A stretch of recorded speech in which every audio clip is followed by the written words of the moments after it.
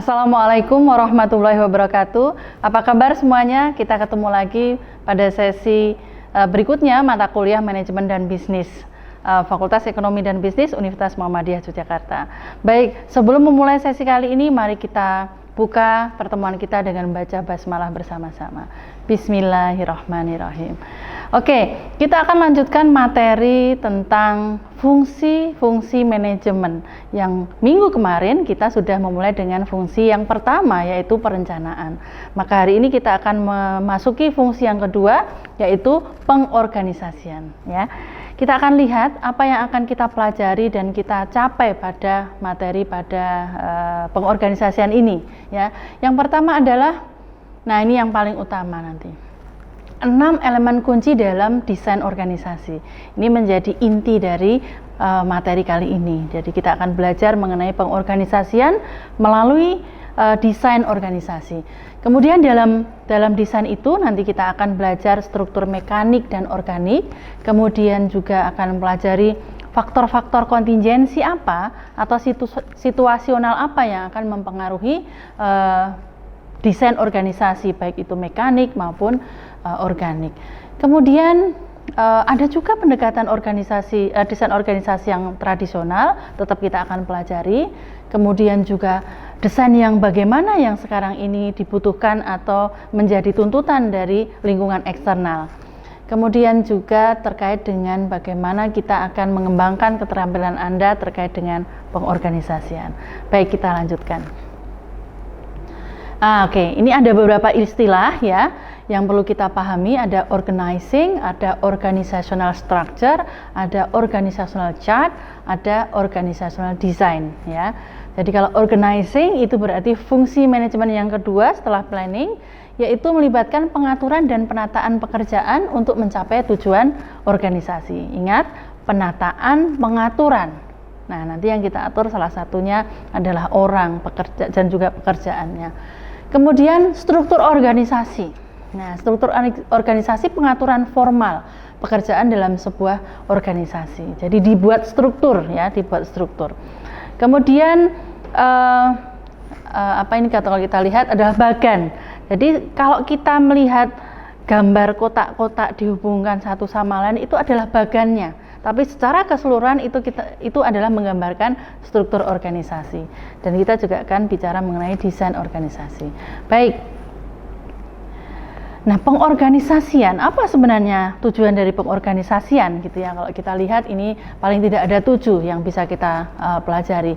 Yang pertama adalah membagi pekerjaan ya, yang akan diselesaikan dalam perusahaan atau organisasi, dan itu dibagi ke dalam kelompok-kelompok tertentu.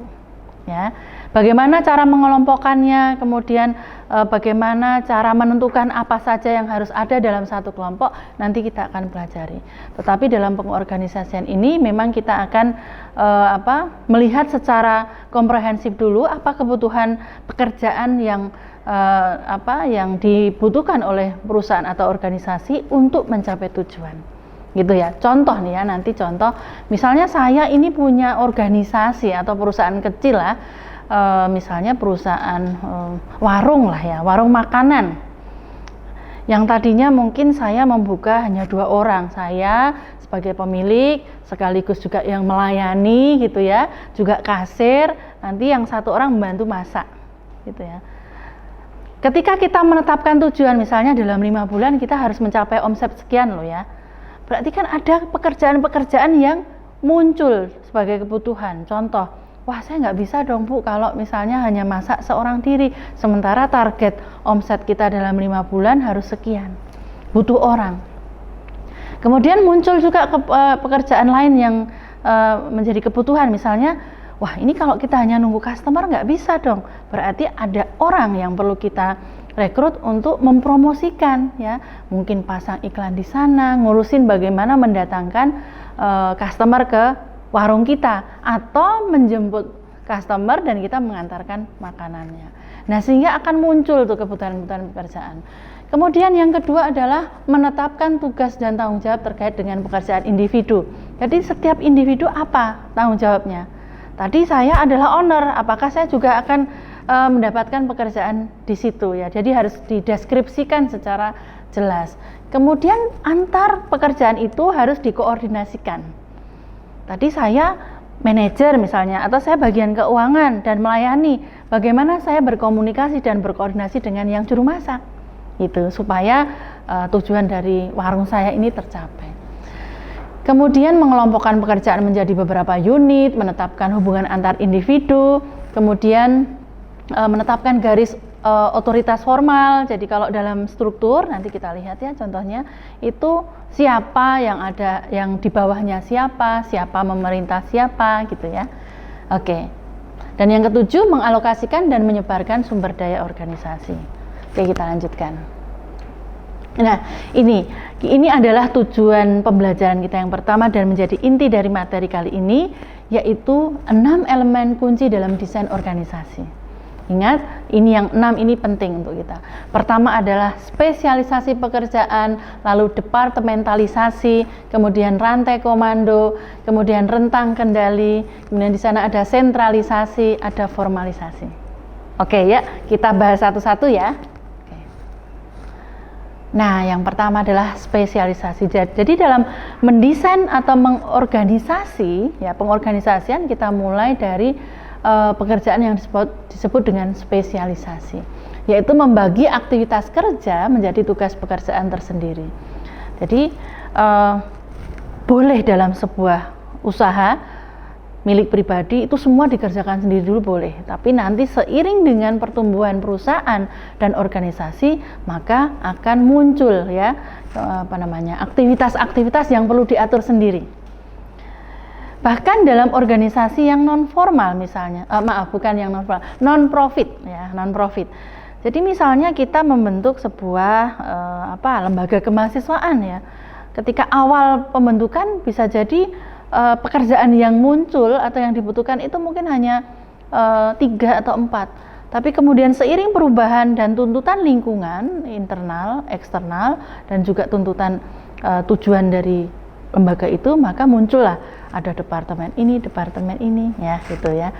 Kemudian spesialisasi berlebihan dapat menyebabkan disekonomis manusia.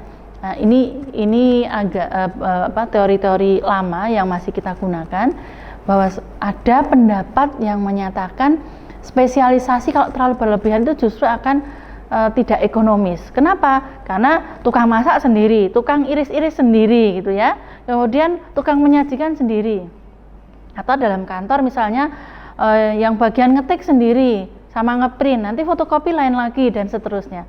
Ya, dalam misalnya Anda sekarang pekerjaan apa? YouTuber gitu ya. Yang ngerekam sendiri, nanti kemudian editing sendiri, kemudian apalagi sendiri, ya. Content creator sendiri, ya. Awalnya memang seperti itu, tapi tuntutan sekarang satu orang atau satu pekerjaan dengan pekerjaan yang lain itu bisa dikerjakan oleh satu orang gitu, atau satu unit pekerjaan. Sehingga ini ada satu pendapat kalau kita terlalu terspesialisasi justru menimbulkan kebosanan, stres, kemudian bahkan mungkin dia karena bosan keluar. Dari awal masuk sampai sekarang 10 tahun kok kerjaannya itu aja. Ya, ini karena mungkin perusahaan menganut spesialisasi. Oke, kita lihat selanjutnya. Elemen yang kedua adalah departementalisasi. Setelah kita bisa mengidentifikasi pekerjaan-pekerjaan yang dibutuhkan oleh organisasi untuk mencapai tujuannya, lalu kita berpikir untuk pengelompokan, ya, dikelompokkan. Nah, kalau kita lihat ini termasuk dalam desain umum atau struktur organisasi yang tradisional ya. Ada fungsional, produk, geografis, kemudian proses dan pelanggan. Coba kita lihat apakah ada contohnya ya. Ini contoh.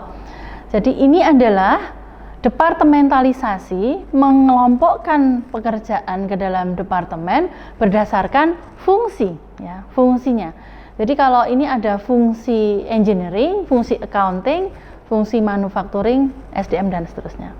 Minimal 4 boleh. Ada fungsi SDM, keuangan, operasional dan pemasaran. Berarti berdasarkan fungsi. Kemudian yang kedua contohnya adalah Oke, ini geographical departmentalization, artinya departementalisasi berdasarkan geografis. Ya, kalau kita lihat di sini ya, misalnya ini ada bank, ya, kemudian direktur utama, lalu ada kepala cabang Bank Jogja, Jawa Tengah dan seterusnya.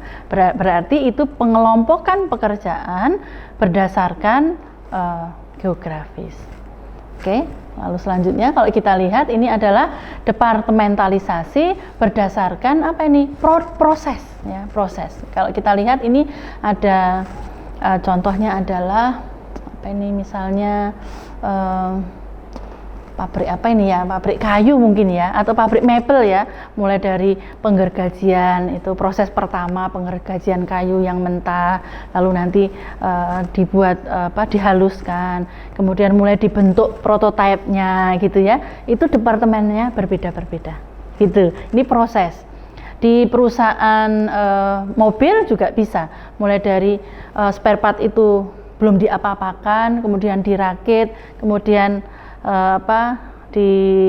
dipoles bodinya dan seterusnya sampai finishing gitu ya. Oke. Kemudian kita bicara tadi ada 5, sebenarnya 5 itu termasuk di dalamnya itu adalah divisi produk, divisi geografis. Jadi selain berdasarkan geografis, kita juga bisa berdasarkan produk. Contoh, ada perusahaan yang membagi pekerjaan berdasarkan produk itu, contoh adalah perusahaan fashion ya, dia berjualan pakaian, lalu kemudian ada manajer khusus pakaian anak-anak, manajer khusus pakaian dewasa dan seterusnya. Nah sekarang kita lihat tuh kekuatan dan kelemahannya gitu ya. Untuk yang struktur yang simple tadi ya, kekuatannya adalah cepat, fleksibel gitu ya. Kemudian nggak terlalu mahal, tetapi dia juga memiliki kelemahan, yaitu dia kurang adaptif pada pertumbuhan organisasi. Sementara yang berbasis fungsional, berarti tadi yang dibagi menjadi human resource, pemasaran dan sebagainya, itu hemat karena cost saving dalam arti ada spesialisasi yang berkumpul di departemen pemasaran, jadi dikerjakan oleh expert-expertnya, ahli. Tetapi ketika pekerjaan itu menuntut lintas fungsi, ini agak susah gitu ya. Atau apalagi kalau kita itu sekarang modelnya pekerjaan berbasis pada proyek kan. Apalagi Anda loh, hidup di zaman, di generasi yang sangat tidak suka sesuatu yang monoton. Ya. Jadi lulus dari sarjana manajemen misalnya, Anda menyatakan saya itu dulu konsentrasinya pemasaran atau SDM atau apa. Tapi tuntutan di pekerjaan realitasnya bisa jadi harus lintas, paham SDM dan juga pemasaran dan seterusnya. Sehingga kalau struktur organisasi dibuat semacam ini menjadi kurang fleksibel ketika tuntutan pekerjaan adalah lintas fungsi. Sementara kalau struktur divisional itu kekuatannya adalah, karena ini per divisi tadi ya, divisi itu tadi bisa berdasarkan geografis, bisa berdasarkan produk. Fokusnya akan lebih ini ya. Orang yang bekerja di cabang Jogja akan mengurusi bagaimana perkembangan wilayah Jogja dan seterusnya. Kalau itu berdasarkan produk, maaf, itu juga dia akan fokus. Misalnya tadi pakaian anak-anak, pakaian muslimah, fokus ya. Promosinya kan juga berbeda. Tetapi kelemahannya ada duplikasi pekerjaan. Karena apa? Karena manajer pemasarannya kan ada di setiap ini, ya kan? Kantor cabang Jogja ada, Jawa Tengah ada, jadi ada duplikasi pekerjaan sehingga itu akan inefisiensi. Loh Bu, apakah itu bisa kemudian dikelola oleh satu departemen saja, misalnya pusat? Sangat bisa, ya sangat bisa. Jadi tidak harus di setiap kantor cabang itu ada fungsi-fungsi manajemen yang sama gitu ya. Oke, sekarang elemen yang ketiga nih, yaitu chain of command atau rantai komando. Nah, setelah kita kelompokkan, lalu kita tentukan garis kewenangan berkelanjutan yang meluas dari tingkat atas sampai yang ke bawah. Siapa melapor ke siapa, siapa memerintah siapa. Ya, dan dalam garis komando, kalau tadi lihat struktur yang sebelumnya, itu akan ada 3 hal yang melekat pada garis komando atau rantai komando. Yang pertama adalah wewenang, hak yang melekat pada posisi manajerial begitu ya, untuk memberitahu orang apa yang harus dilakukan, kemudian apa yang diharapkan dari mereka. Jadi kewenangannya. Kemudian tanggung jawab, kewajiban atau harapan untuk melakukan, kemudian kesatuan komando, yaitu konsep bahwa seseorang harus memiliki satu bos dan harus melapor hanya kepada orang itu. Tapi nanti ini berubah ya, ini yang tradisional ya. Jadi jangan, tahan dulu nih pertanyaannya karena kelihatannya nggak kayak gitu sekarang. Oke, ya ini adalah konsep tradisional yang sekarang pasti akan ada perubahannya. Kemudian ini penjelasannya ya. Tadi sudah kalau otoritas kewenangan atau authority itu ada yang bersifat otoritas garis, otoritas memberikan hak kepada manajer untuk mengarahkan pekerjaan, atau otoritas staff. Jadi itu lebih pada bagaimana mendukung, membantu, menasihati mereka yang memegang otoritas. Elemen yang keempat sekarang yaitu span of control atau rentang kendali. Jadi kalau tadi rantai komando itu adalah siapa melapor pada siapa atau siapa memerintah pada siapa, maka rentang kendali berkaitan dengan berapa jumlah jangkauan atau anak buah yang saya miliki, yang dimiliki oleh sebuah posisi ya. Jumlah karyawan yang dapat dikelola oleh manajer secara efektif dan efisien. Apakah harus sama setiap departemen? Tentu saja tidak ya. Dilihat dari kebutuhan, dan kebutuhan itu didasarkan pada tujuan organisasi. Kemudian elemen yang kelima adalah pilihan. Apakah yang kita desain tadi itu akan terkait dengan pengambilan keputusannya, apakah akan bergaya sentralisasi atau desentralisasi? Ketika sentralisasi berarti kita mengambil keputusan itu top down, berpusat pada pimpinan atas.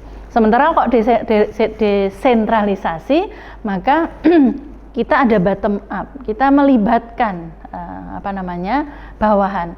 Ingat pada pertemuan sebelumnya kita membahas mengenai manajemen by objektif, yaitu melibatkan karyawan secara bersama-sama dengan manajer untuk melakukan pengambilan keputusan. Jadi ini adalah pilihan ya, tentunya masing-masing punya kelemahan dan punya keunggulan. Kita lihat banyak orang mengatakan sekarang nggak zamannya lagi sentralisasi. Belum tentu. Pada skala perusahaan seperti apa kita bicara gitu ya. Pada situasi seperti apa gitu. Ketika lingkungan itu stabil, maka sentralisasi menjadi tidak bermasalah.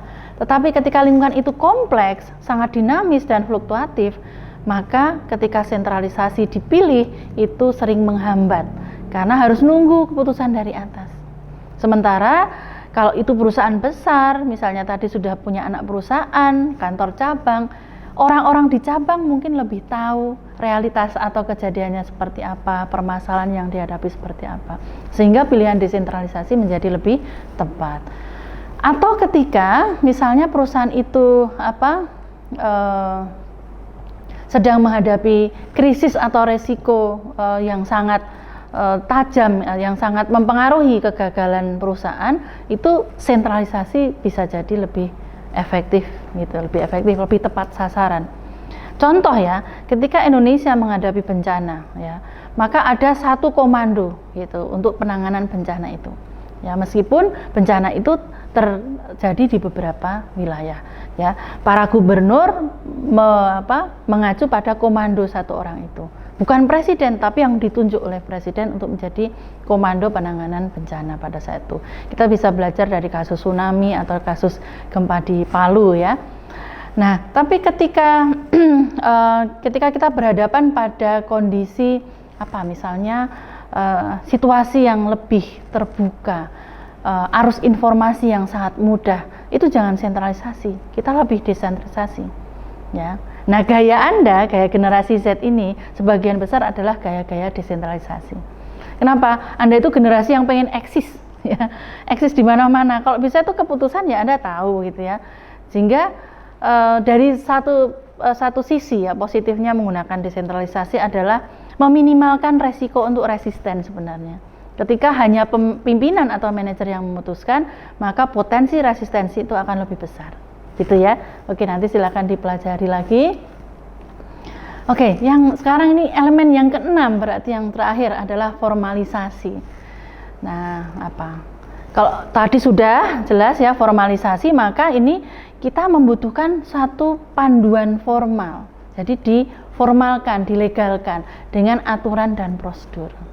Jadi yang tadi sudah berbentuk struktur, nah itu kemudian dibuatkan SOP misalnya, Standard Operating Procedure. Ya, definisi pekerjaan seorang sekretaris itu apa, atasannya siapa, bawahannya siapa, syarat untuk menjadi sekretaris itu apa. Jadi ada dokumen yang seperti itu. Ini penting sekali ya, tidak hanya diomongkan, nanti yang ngomong sudah nggak ada akan berbeda lagi. Jadi ada panduan secara formal. Oke.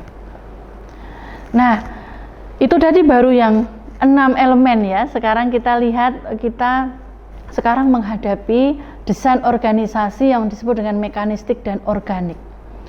Nah, yang mekanistik namanya juga mekanik gitu, mekanistik kaku gitu ya, karena ketat gitu. Ini yang tadi ya, yang desain-desain lama itu spesialisasi tinggi, ada departementalisasi yang kaku, kemudian rentang kendali yang sempit ya, karena kalau terlalu banyak agak kurang bisa mengendalikan, sentralisasi gitu.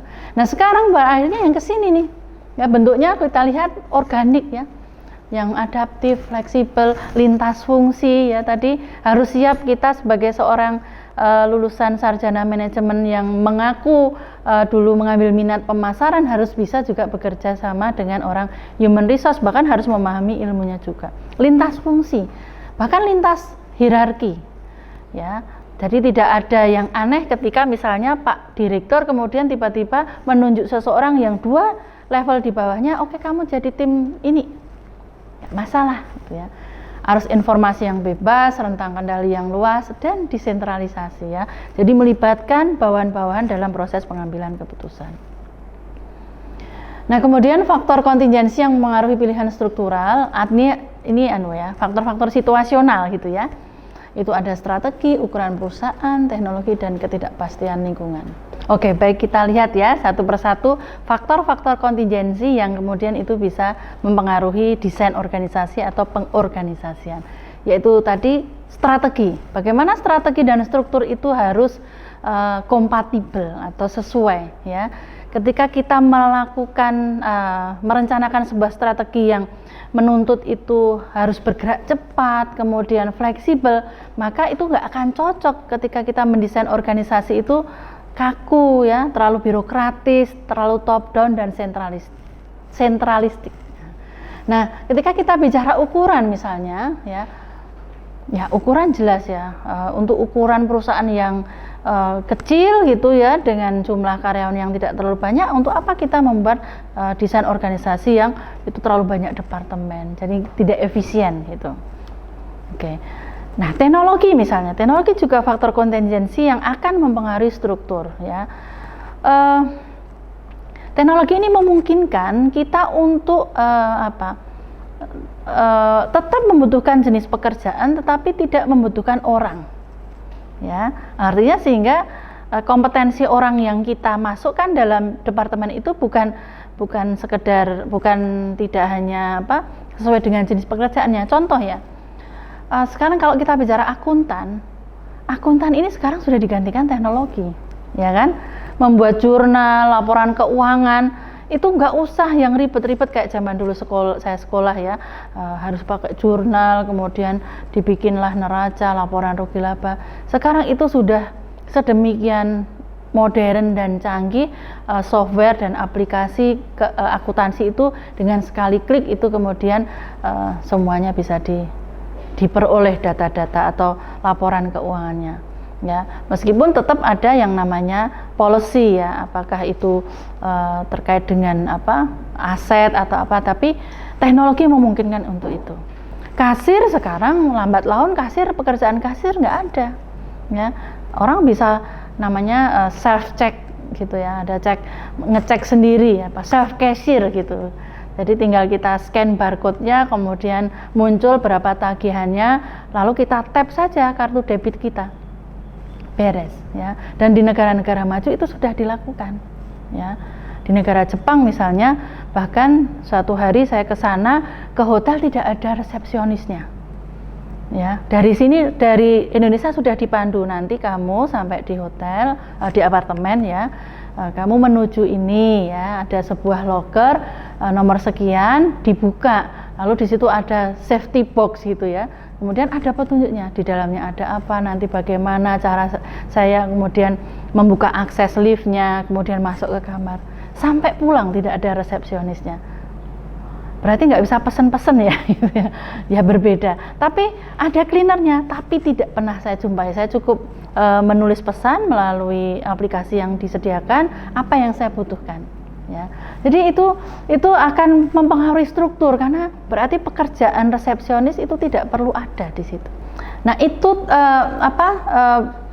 teknologi itu akan kita aplikasikan berbeda pada perusahaan-perusahaan yang misalnya dia memproduksi produk-produk yang massal atau produksi produk-produk yang tidak terlalu massal. Kalau produk itu adalah produk yang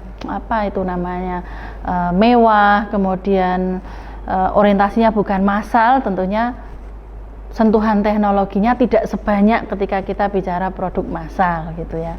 Oke. Nah ini ya sekarang contohnya. Berapa lama waktu yang dibutuhkan untuk merakit sebuah mobil Innova ya, dari spare part seperti ini sampai menjadi mobil Innova yang bagus ya. Nah, coba nanti kita ditulis ya, diketik rek spasi ditulis di chatnya berapa lama ya. Ada yang mengatakan 3 bulan, 1 bulan. Ini sehari, nggak nyampe sehari. Ya, dalam waktu berapa jam sudah bisa. Kenapa? Teknologi. Ya, nanti kita mudah-mudahan setelah ini semua berakhir, tidak ada pandemi, kita bisa berkunjung ya. Kita lihat tuh bagaimana teknologi itu sedemikian luar biasa sehingga yang dulu zaman nenek-nenek kita hidup itu dalam pabrik itu banyak orang ya. Ada yang ngatur spare part-nya ya, bener ini masang ini. Sekarang tidak ada.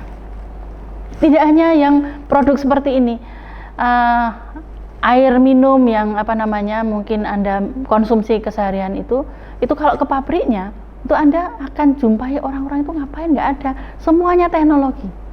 Mulai dari air itu diolah, tinggal kita pasang rumus-rumusnya, jalan sendiri sampai dia siap untuk dijual ya. Oke, baik. Nah, sekarang setelah kita belajar tadi ada yang desain tradisional, kemudian faktor-faktor kontingensi yang mengaruhi struktur, maka hari ini yang kita hadapi adalah tuntutan untuk melakukan desain organisasi yang kontemporer ya. Salah satu contohnya adalah struktur organisasi matriks.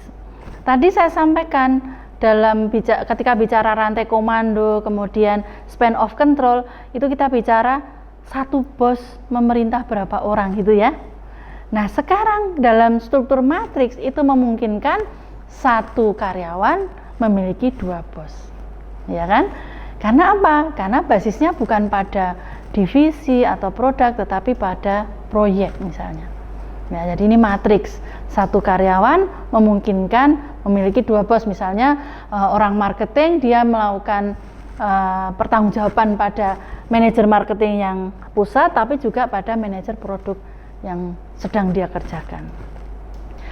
Nah contoh lain itu adalah team based structure. Ini juga desain kontemporer ya, struktur berbasis tim.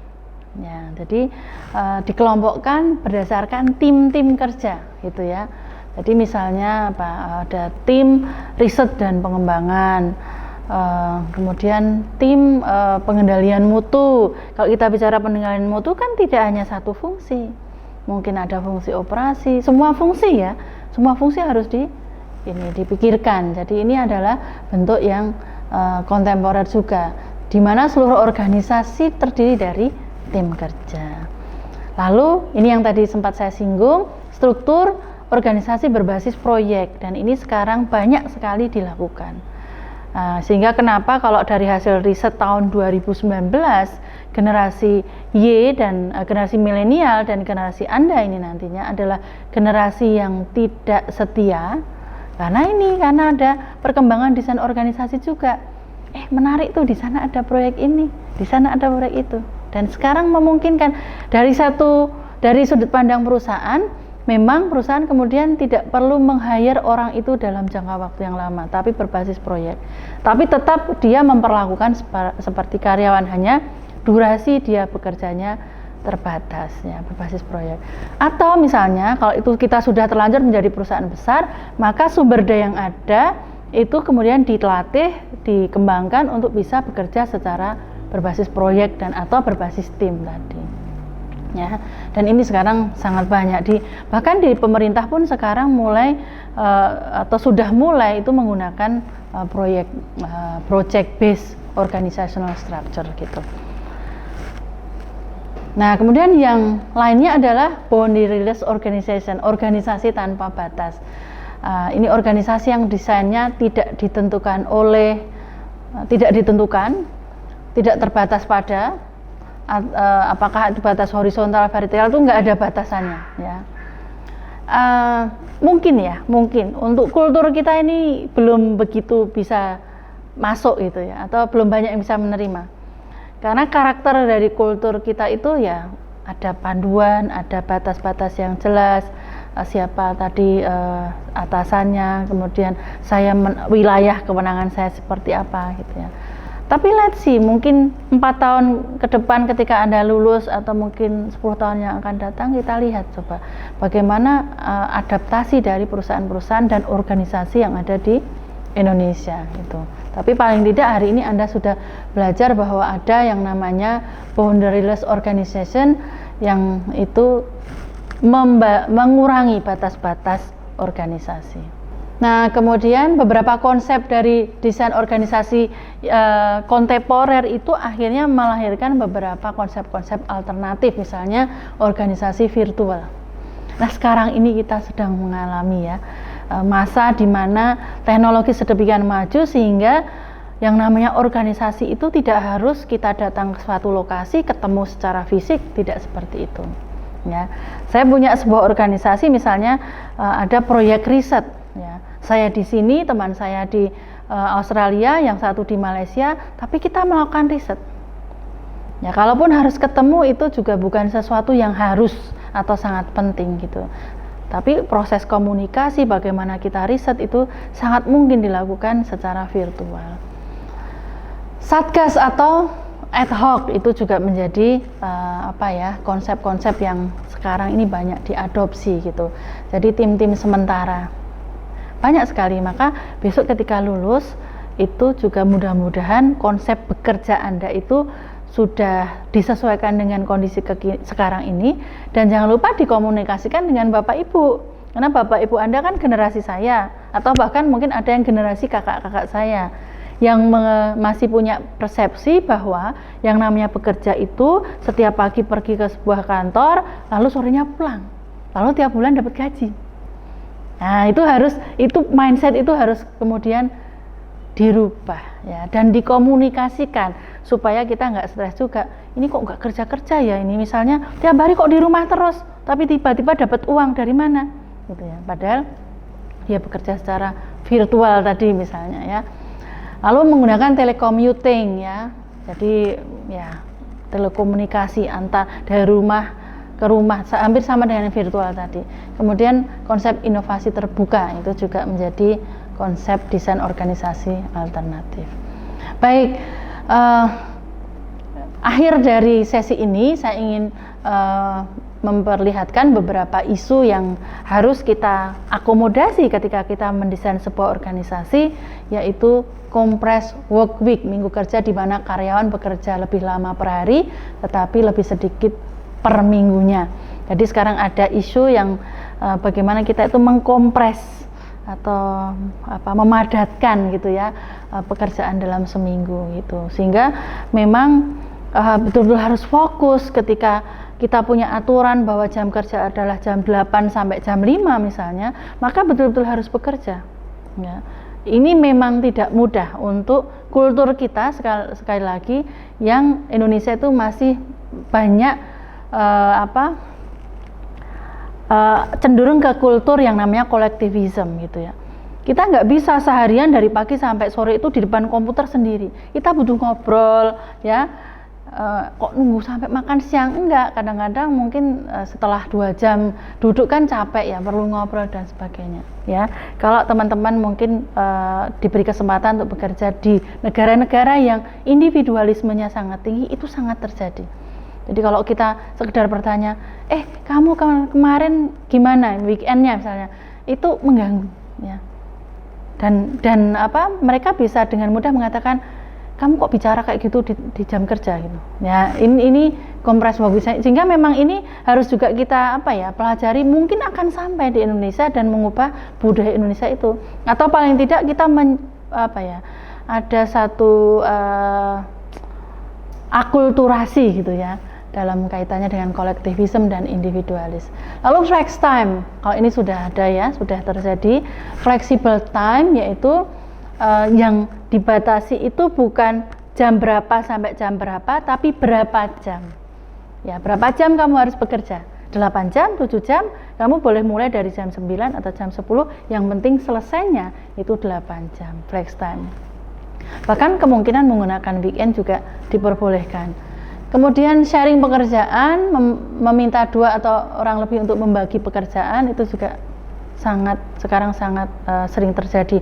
Maka tadi saya sampaikan, jangan merasa bahwa ini pekerjaanku dan itu bukan urusanku, karena kita bekerja lintas fungsi. Lalu pekerja kontingen, pekerja sementara, lepas atau kontrak, temporary workers, ya, sekarang juga menjadi isu yang semakin tinggi atau semakin banyak kita temukan, fenomena yang semakin banyak kita temukan. Jadi konsep bekerjanya tidak long life, ya. Seperti saya mungkin bekerja dalam generasi saya dan sebelumnya, bekerja itu mengabdi pada satu organisasi atau perusahaan tertentu sampai pensiun gitu ya.